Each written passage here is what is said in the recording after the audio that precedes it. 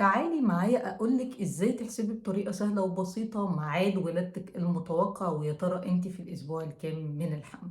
أول حاجة هتكتبي في ورقة أول يوم نزلت فيه الدورة آخر مرة عليكي، ولو كان مثلا 1/1/2024 هنضيف الأول 7 أيام يبقى 8/1/2024، ونضيف عليهم 9 شهور بقى 8/10/2024.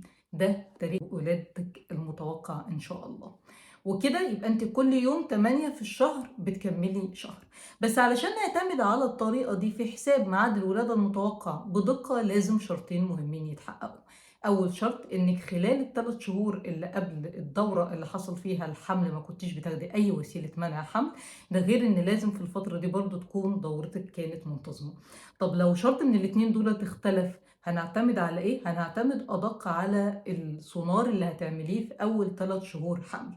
ساعتها هو الأدق لأنه بيكون في اختلاف بسيط جدا في الحساب بتاع عمر البيبي، وبالتالي هيكون أدق إننا نعتمد عليه في إن إحنا نحسب ميعاد ميلادك المتوقع ونعرف أنت دلوقتي بقيتي في الشهر الكام من الحمل.